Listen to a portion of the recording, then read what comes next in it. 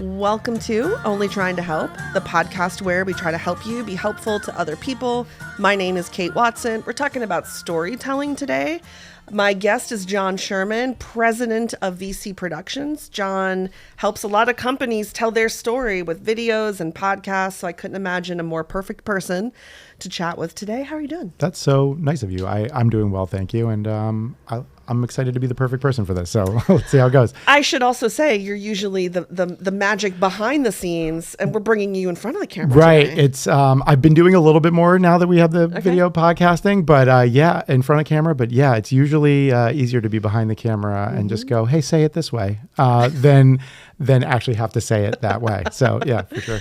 Right. It's do as I say, not as I do. 100%. But we're going to nail it today. So let me tell you why we're here. Okay. I mentioned to you that a really common way that people try to be helpful to others is by like sharing information or facts, like, oh, let me give you a pamphlet about that, or you got to read a book about that, or, did you see the latest top 10 list on that thing? Sure. And the idea is that we think we can help people and maybe change their minds about something with information.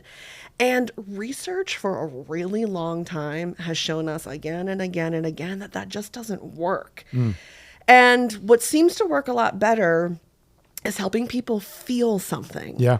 So what do you think about that? I think there is a lot of merit to that. And I think that in what we do, and we work in a broad swath of different areas. So we'll do brand films, we'll do gala or fundraising videos for nonprofits. Yeah. I'm going to pause there because you can probably foreshadow that there's going to need to be feelings there. We do training videos, right? And in training videos, you're trying to change a behavior or create a behavior, right? And in all of those cases, why video is effective is not, I think, just because the information's compiled in a easier way for people to not have to read or work to get it, right? Mm-hmm. It's because you can dial in the music and the effects and do all of these things to play with emotion and make people feel something. Yeah, and maybe you didn't need training to figure this out. Maybe you just intuitively knew that like putting a camera on and reciting some research to somebody is just not as compelling as telling a story in a way that makes them connect and relate. And even through a screen, some empathy is happening. Yeah, for sure. Yeah. Yeah. I mean, to simplify, right? You look at cinema and movies and how big of an impact binge watching content now has in our lives, right? And it's all feeling. You're watching a show to feel something. Even the types of shows, like I think about this a lot where growing up, I was a big South Park fan. I love Ted Lasso now. But like I've actually said to folks, like sometimes I'm just not in the mood to feel the energy that like a South Park episode puts out. Like I want to hear the jokes, but I'm not ready for that energy. Whereas, Ted Lasso, and I think that came out during COVID, and it was such a impactful show, I think, because of the feeling it gave people, right? Like it was funny, it was cute, but there was a feeling you walked away with every single time. It was a really accessible feeling too. Yes. It was like familiar feelings. Anybody could watch that. We're doing a plug for Ted Lasso. This is my Ted Lasso impression. I know. I feel like we need some sort of kickback from the studio. Thanks for bringing me on, Kate. But anybody could watch that and connect with the kinds of stories that were being told. Actually, it's a really good example of something else I wanted to say. All right, so if you're watching this on YouTube, don't switch yet. Finish watching this. Stay here. But when this is over, the next thing that you should check out, are you familiar with Matthew Loon? Sorry, I noticed the one person trying to switch. Don't switch yet. Just wait a second. Stop it's going to be fun. Yeah, stop it. Matthew Loon? Pixar writer. Have you heard him speak? Or I have not. No. So he started as... I might get this wrong. I want to say cartoonist, but maybe that's not the right term when you work for Pixar. But animator, animator is probably the better term. But then he got into writing, and he does these speeches now, and he's all over YouTube if you want to check him out, talking about how to construct powerful stories. And he said, the thing about the stories we tell at Pixar is that they are not just happy all the time, and they're not just sad all the time. They take you on kind of a ride up and down, just like Ted Lasso did. For sure. Happy and then devastating, and then thrilling and then tragic and up and down. And anyway, his what he speaks about is what it does to our brain chemistry when you're watching something and it's funny and lighthearted. You get that like dopamine, Yep. that happy chemical in the brain that feels so good. But like we can't just stay there. Like that would be too much dopamine. And then when the story turns sad, It hits cortisol when you have a cortisol, Yeah, yep. if you don't know, folks, the stress hormone starts to come out. And again, a little bit of that keeps you on the edge of your seat. You become worried. You need to know what's going to happen. But too much of that, you're going to switch the channel because it's too stressful. That's exactly, yeah. I can't tolerate all that. So he said the best stories, and Pixar does this well, is they take you on this ride, happy, sad, joyful, angry.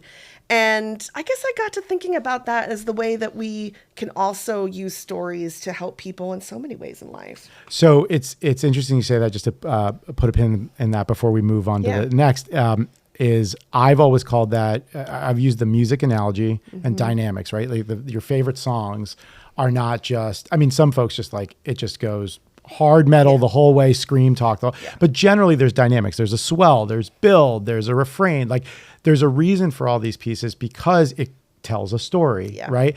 And I guess the way to say that is literally fundamentally in our brain, it's telling a story to our brain that's changing the chemicals. The other thing that I've said a lot is there's no story worth telling that doesn't have a conflict. Yeah. Right. There's no story, like if it's not, and actually, this is going to be my second reference to South Park, and then I'm going to limit myself to, because the South Park guys, there's a video of them teaching in a college class, and Trey Parker's explaining that you can't have a story that goes, then this happened. Like if you have the word then between each stanza, he went to the store, then he did this, then he did that, then he did that. You don't have a good story, right? It's, he did this, therefore this happened. And so, right, it's cause and effect, it's consequence, right? And I think that cause and effect consequence, when built into a framework of a story, is relatable. It literally chemically impacts people. And to your point of where you're headed is probably why storytelling is more effective in changing behavior or getting folks to adopt a new practice, et cetera, than information. Yeah. Yeah. And then and therefore, therefore, heard it immediately. hence. Consequently. Right. We just saved this from being a boring story. You just did it. You did it. You're welcome, audience. I'm imagining people watching and listening so entertained by us now. And I'm imagining them thinking, all right, what are they telling me that I can put into practice? Like, how is this going to help me the next time my kid is crying and I want to help my kid? And telling them you should do this and you should do that is not getting me anywhere. Do I tell them a story? And I think maybe.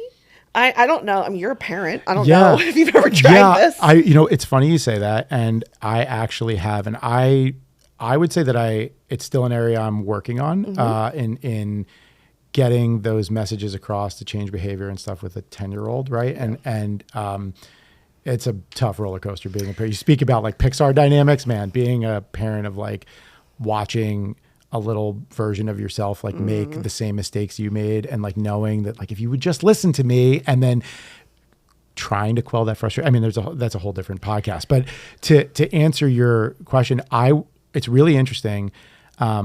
I've tried many times when I find there's a relatable moment for my son to tell a story of a time that I went through something similar and just tell the story as is.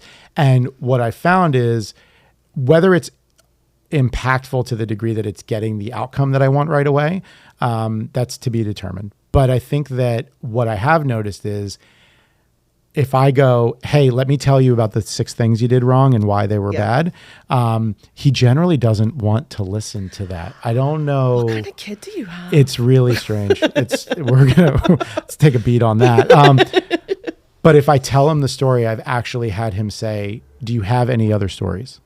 Oh. So he I don't know if the change is happening. I would have cried. I was like, are you kidding me? No, I get really anxious and nervous. I'm like, dude, you're a freaking video guy. Come up with another story right now. It doesn't have to be real. No, they're all real. I tell them real stories. But I think that it's interesting that you say that, because that's the impact that I've seen, which is that he wants more. Like it's like Johnny Five, if you ever saw Shirt Circuit, like he wants more input. He wants more of those stories. So.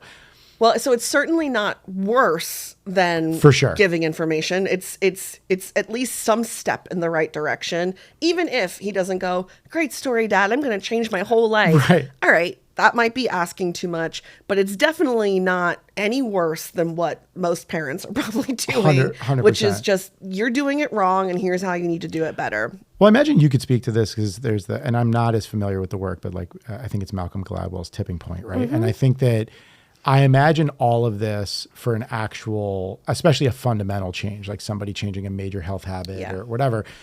It has to build in a reservoir for a certain amount of time.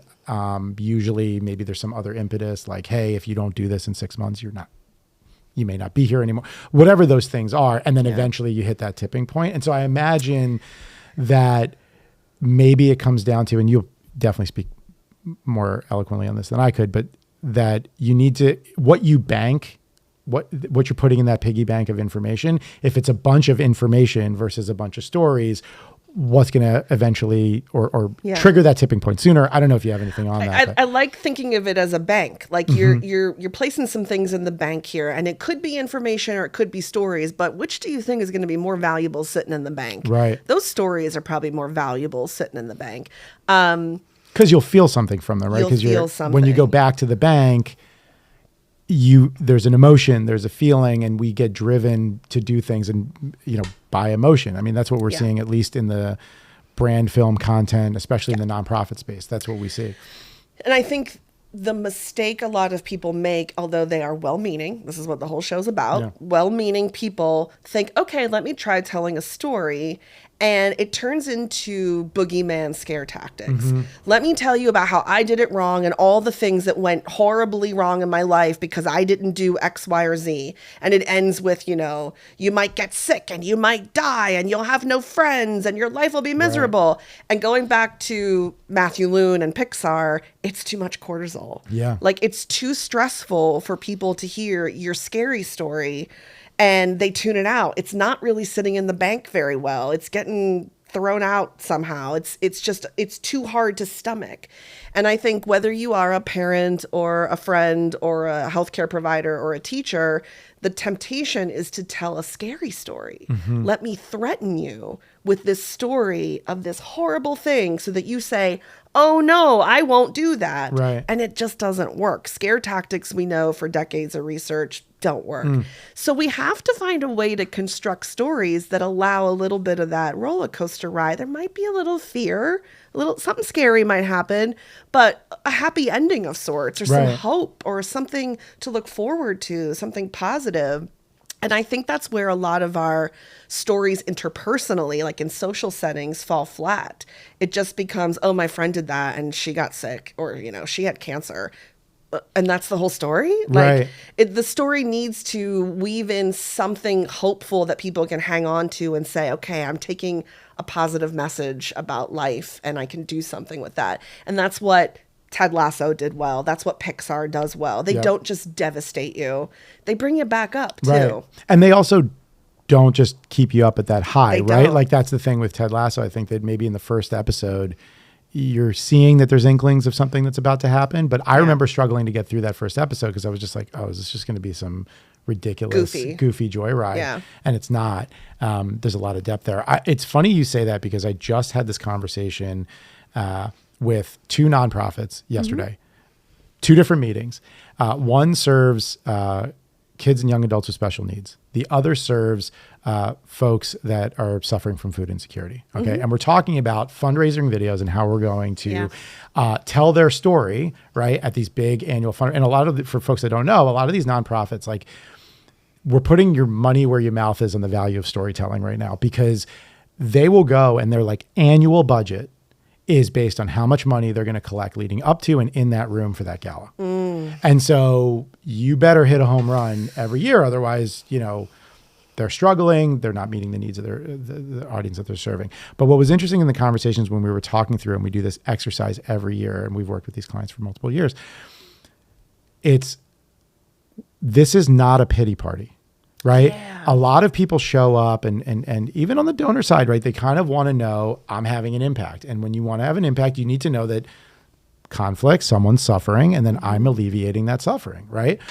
And there's so much more in the depth of the stories that we need to tell, because from the nonprofit's perspective that works with these clients, right, whether it's on the special needs side or the food insecurity side, they work with these are real people, and it's not a pity party for them, right?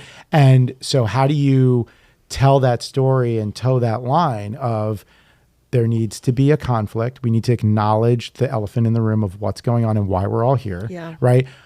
But present it in a package of hope and vision and future, right? And all those different things. And so it's really interesting that you say that, because even in the storytelling that we do, to ensure that it's effective, right, we need the dynamics, right? We need the conflict, right? But it can't just be this, bombardment of devastation and pain. It has to be something hopeful. It does. And again, I think well-meaning people could miss that. I wanted to scare my child into not getting into trouble anymore. So I drove him around a rough neighborhood and said, oh, these people are, going to jail. Like, come on. Like, this is too much and untrue. Right. Because they're not in jail right now. Also untrue. That does not make sense. Yeah. It could not be true. But the boogeyman approach of like, do what I say or else usually sends people into this cortisol mania that isn't helpful at all. And I started thinking about like, okay, so real life, like your kid's crying or your spouse is down. I don't know. We'll make up your spouse has been in a funk lately, and the temptation is to go to your spouse and say, hey, come on, cheer up. Let's put on a funny movie. Let's laugh together. Yeah. And the temptation is to try to fix this problem. And then if that doesn't work, the next temptation is, let me teach you why you're doing this. You're doing life wrong. That even felt just now like I'm not in a funk. I don't think I am. And I just felt like, Kate, back off. Stop right now. Yeah, like, have you heard that if you keep a gratitude journal, you'll be 10% happier? Right. That's actually a book, 10% happier. But the temptation is, let me give you information, and therefore with the information, now you'll be sunshine and roses, right? Sure. What if the approach was more like, you mentioned earlier starting with a hook, like, hey, did I ever tell you that when I was a kid, I hated summertime? Like, anybody would probably be like, what do you mean? Kids are supposed to love summertime. Why would you hate summertime? Yeah. And I could say, I always found that I was sitting at my house alone a lot. And while other kids went to summer camp and stuff, I seemed to fall into kind of a funk most summers. And I was usually just waiting for school to start again. And I know that seems unusual, but I just wasn't involved in the same things that other kids were involved with. And it's really cool to me now as an adult that I can look at a cup of coffee and feel happy. And, I can smile at a smell that I'm smelling. And I'm just so happy now that I can see gratitude and joy in small things. And if ever you want to do that with me, we could do that together. It's sort of the sad story that draws you in. Like, what's going to happen to this kid who hates summertime? Right. And then the hopeful, things got better for me. I started to see the good in small things with an invitation of, you don't have to just hear my story. You could join it if you want to be a character in my story. And look, who knows what the spouse might do, but it's got to be better than saying, I don't know, why don't you try yoga? Right. Yeah, it's interesting. You the things that I picked up on that you did there, right? Like you brought up a story that was relevant to what the feeling or emotion was that you were seeing in the other person, or the behavior, I should say, that you were seeing in the other person, right? And then you tried to open a doorway of relatability, right, with like a story about yourself.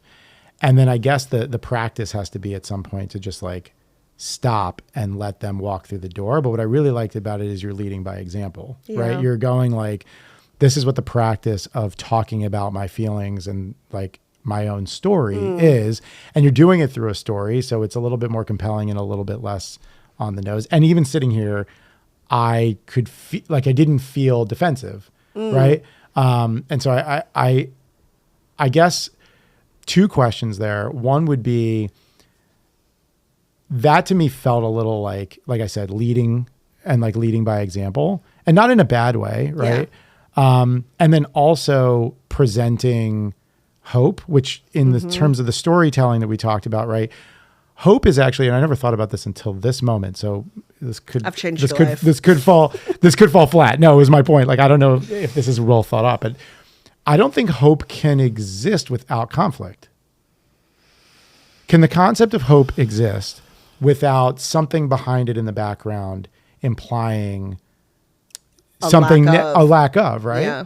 Like, hope has to exist as a North Star in a space of darkness, technically, right? And so by virtue of that, using hope as a mechanism to tell stories it already has the pieces you need. It has the conflict baked in, it has the direction in it, and it's a more compelling ride.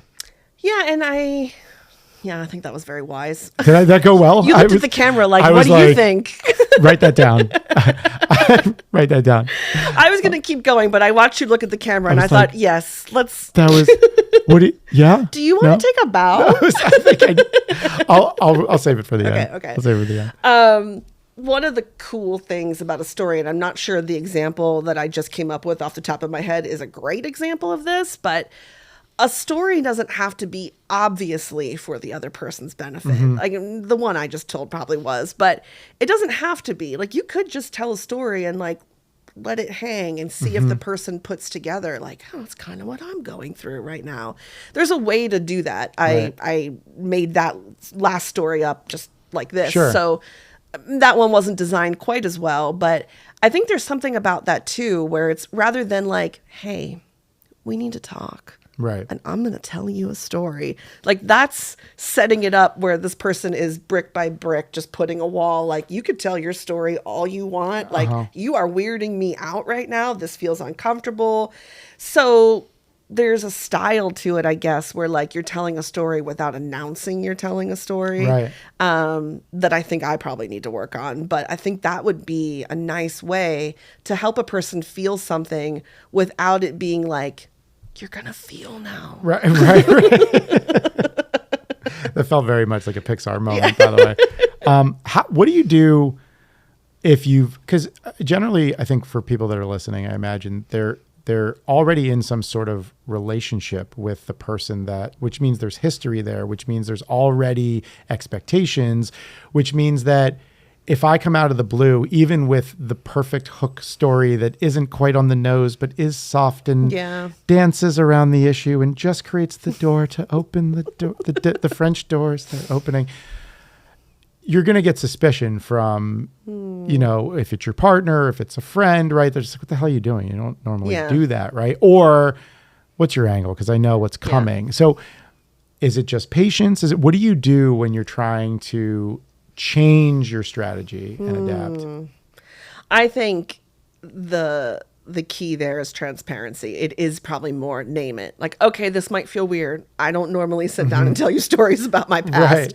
Bear with me, but like lean into it with some humor, perhaps, you know, a little self-deprecating. Like, I'm about to sound weird. Don't freak out. But I just felt like I wanted to tell you this, and I'm going to be awkward and hope you like me anyway. Here we go. Like, self-deprecating can help because then they kind of feel bad for you a little bit. Right. But don't do it. Like, so for example, in that situation, let's imagine back to your scenario. Yeah. The one partner is like really down and out. We're using the summer story of like, hey, and obviously the moral of the story was like, have some, use gratitude. That's a great tool. If that person is in that down and out situation and you're approaching it, do you say like, hey, I want to start doing this and like telling stories and, like going one step deeper of the reveal that you just described? Or do you hold back a little bit on that, right? Because what's tough with authenticity is it doesn't end until you're fully authentic, right? Like technically, and a lot of people can read it if you're not masking it well. What are your thoughts around that? I would ask the partner, like, so that it's not like I'm about to do something to you. It's more like, can I tell you something? And let me tell you why I'm telling you. I want to show my cards. But is it all right if I do this? Because if you approach it as I'm going to tell you a story because I want you to hear blah, blah, blah, blah, blah, the partner feels like they're being experimented on or intervened, and like it's an intervention of sorts.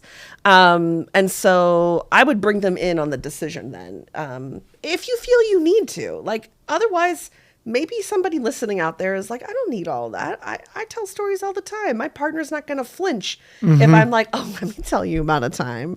I mean, so some of you could just tell the story and it's not a big deal. But others are probably thinking, I've never done this before in my life. Right. Like, the first time I tell a story, someone's going to be like, why did you just tell me that? So if you're in that group where you're concerned that this might feel strange, I would just name it. And then I would ask, is it all right? Is everybody okay if I tell a quick story? I won't be long-winded, but check that way that everybody's in on it and you're not just doing it to them. Or it can even be, shall we all tell a story? Yeah. No, I love that. I two things I wanted to jump on. One, if you even notice, and if you finish this episode and then do what I'm finish it. If you rewind back to the moment where you told the first example story of like the summer, right? And then when you like leaned in just now and you were like, let me tell you about the story they got, right? That's a different hook, right? So it's like a storytelling. As a storyteller, video producer, I always hate when we were like, we talked about this off camera. Like, I'm a storyteller. I'm like, what is that? That's not a thing. I should have, like, instead of introducing you as president of VC, Jon's a storyteller. So I'm a storyteller. Just sit by campfires mostly with a guitar and just tell stories, and just go, wait, no, that's like a guitar joke. Okay, so to your point, like that was a different hook, and also the authenticity and the excitement and the passion and the energy that you had in the second version.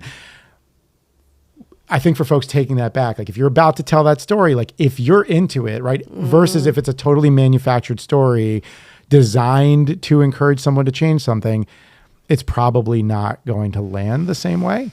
The other thing that I was going to say is, so we've talked about this before, thinking about YouTube and the algorithm and thumbnails and the relationship to titles and how all of that, there's a science and an art to putting that all together so that somebody clicks on that video, right? When you just mentioned that, hey, the disclaimer, like I'm about to tell a story. It's not going to be long. We can all share, right? Something that we say a lot of times to folks that are trying to build up a YouTube presence or whatever is be honest. So like your thumbnail and your title description have to all tie in with a strong hook to drive people in to want to watch that video. But then you actually have to deliver what you promised in the thumbnail and the description and the title, right? If you go in there, you go, I'm going to give away all the secrets to only trying to help and how you could start. And then you spent the next hour talking about like, you should hire me for something, right? Right. You're going to turn people off. So like, it's the same thing is true if you're telling these stories, especially if there's an intention or strategy or kind of end dream goal, a hope, if you will. Make sure that you're being honest and authentic. Show it. Right? So I just thought those were two interesting things. I like this. That the story shouldn't be a trick. Yes. We're not tricking people into anything. It's about trying to connect with them. I think storytelling is a moment that we share feelings together. If I'm telling you about my lonely summertime and not having any fun, I'm sharing my feelings, but you're feeling them too. So something's happening between us. I'm not trying to trick you. I'm just trying to connect with you a way that like facts just don't do. Right. They won't. And I think that, that is something that you'll see as being ineffective over and over again in other areas. You see it in marketing, right? Like think about these people are geniuses and there's data and there's all kinds of science that goes into the images that you see on commercials, right? Yeah. Billboards, all of that different stuff. They know what they're doing. And if you notice, if there's a fact, it's like one impactful fact that in and of itself tells a story. Yeah. Right? The visuals tell a story. The music tells a story. Everything that you're seeing is intentional in telling a story. And so I think that if you start to adopt that, you'll be more effective. Sometimes the feelings they try to convey don't even make sense. Like love is what makes Subaru a Subaru. Does that make any sense? I have to be so careful because we actually work with Subaru. So never mind. So it's actually, no, let's talk about it because it is, I think, I'm going to this is going to be our Okay. first debate. This is Crossfire. Okay. But what's really fascinating is actually working for Subaru and doing some video content for them and all those things. What we've seen is that I think they're one of the number one rated brands, like as a brand, or Okay. like as a brand that people trust and like. Positive Uh-huh. vibes with the brand. And with the whole love promise, there's so much that they do behind the scenes. There's like their pillars of like loving the earth, Okay. loving to help, loving pets, right? And they're constantly installing these things. And so you're right, like on the face of it,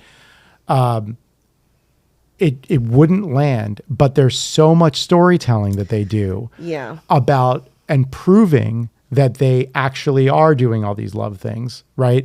That they're getting ranking for it and all those different things. And they have a really dedicated purchasing audience because of it. So it's fascinating that you bring it up. And I'm not just doing that because please, wherever you are, Jim, Trevor, if you see this video, Max and Andrew and all the folks over there, don't kill me. But I tried my best. I did my best. But I think that is a good example of, yeah, general captions or just like a slogan, Yeah. doesn't work without that story behind it. Context. Yes. And I'll tell you the reason I even used the example. So I have season tickets for the Philadelphia Union. So I'm at every home game in Chester, You Pennsylvania. weren't there last night, were you? There was like a huge rainstorm. No, I wasn't there last night, but I'll be there Saturday.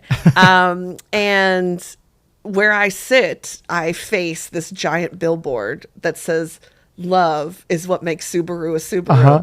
And so for 90 minutes a game, once a week or so, all summer, Yeah. I sit and stare at this billboard and think, is love what makes Subaru a Subaru? So it was just at the forefront of my mind. Yeah, no, But it's out of context. A Yeah. billboard. The billboard doesn't have the whole story, the music, the people. It's just an image of a car and the slogan. And when I should be watching the game, I'm thinking, love, really?